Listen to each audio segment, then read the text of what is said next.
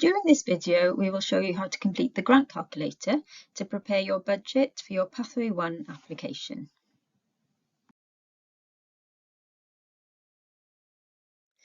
The grant calculator is an Excel sheet which can be downloaded from the Tithe website or from the beginning of the application form. All you have to do is input how many participants you want to take part, to which country and for how long, and it will automatically calculate the amount you are able to request. This amount is then inputted into your application form. Organisations in the schools, youth and adult education sectors can only apply under the small grant scheme, which is a maximum of £60,000. Organisations in the FE and VET sectors and higher education can either apply for a small grant up to £60,000 or a large grant.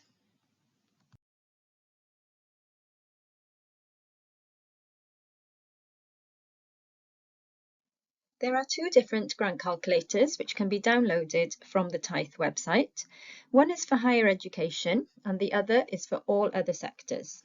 If you have any issues downloading the Excel file, please get in touch with us at inquiries@tithe.wales.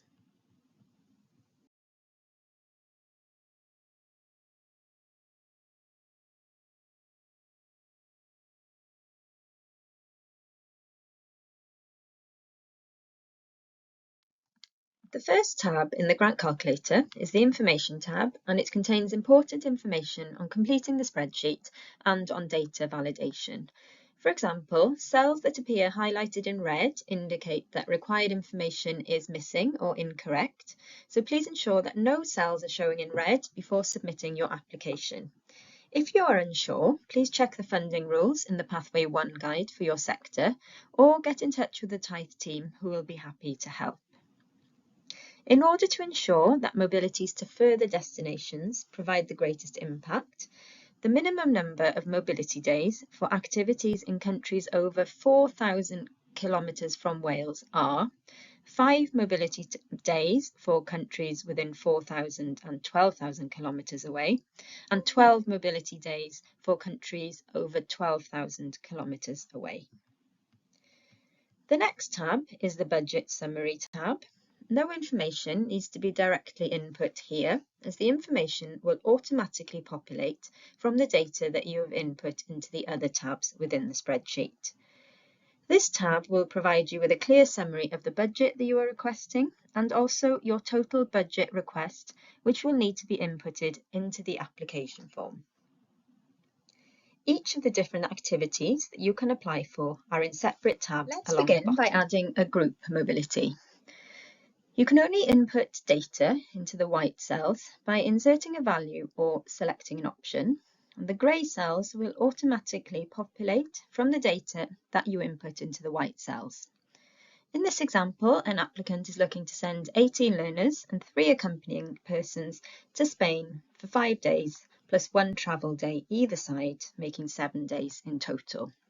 So the first column asks for the estimated start month of the activity.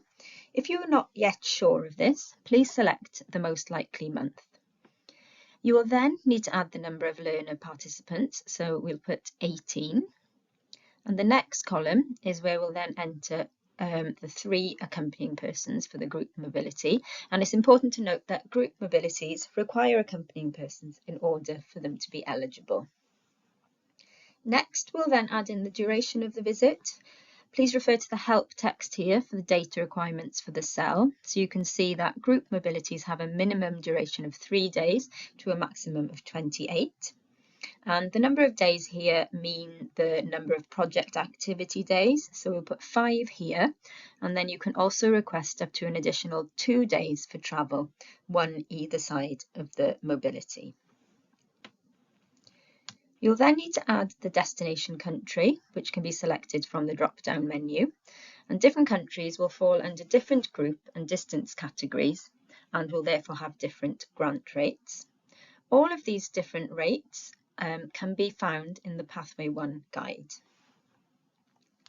If we then scroll across, we can see that the information we have inputted has populated the grey fields to calculate the total outward mobility grant for the learners and the accompanying persons. And then you'll then need to follow the same process for each of the tabs for activities that you're applying for. For example, let's quickly add a staff mobility. So we'll select the tab for job shadowing and placements. And again, you'll firstly need to select the start month of the activity. And here we'll have one staff member going on a teaching placement for 5 days to France. So we'll add one participant and then we'll select placement from the drop-down. And then we'll add the duration, again referring to the help text in the header for the minimum and maximum duration for the activity that we're inputting.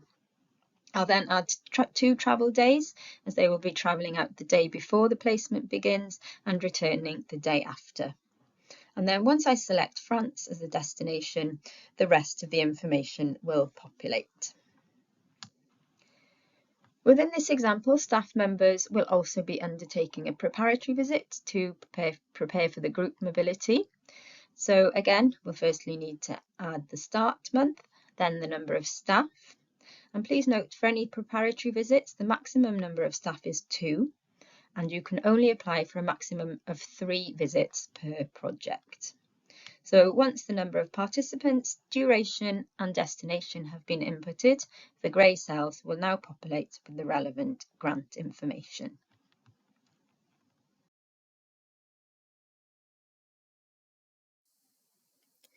The final step is to add in any funding for inward mobilities. So you just click on the Inward Mobility tab, and as you will see, the funding for your outward mobilities is shown here, and you can request an additional 30% on top of the funding for outward mobilities to support inward mobilities from your partner to Wales. So again, select the month that you think that the inward mobilities might take place, and then add in a percentage of up to 30 here.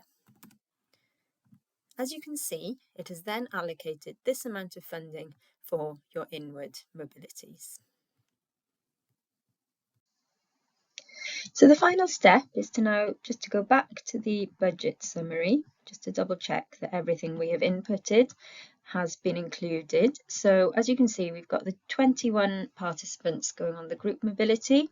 We've got 1 participant for the job shadowing and then the 1 participant for the preparatory visit. All of the travel and subsistence grants are broken down here, and you can see also the organisational support and then the amount that's been included for the inward mobilities. The project duration is shown here. So all Pathway 1 2026 projects will have a maximum duration of 12 months. This is due to it being Tithe's final funding call. So all projects must be completed by the end of August 2027. So we can also see the total budget requested here. So this needs to be inputted at the start of your application form to enable you to continue with the rest of the form. So if I just show you now, so as you can see in the project budget section here, you will input that total budget amount, and then this will then open up the next part of the application form to allow you to answer the narrative questions. And then what you would do, once all of those have been answered, you will upload your final grant calculator into this section here.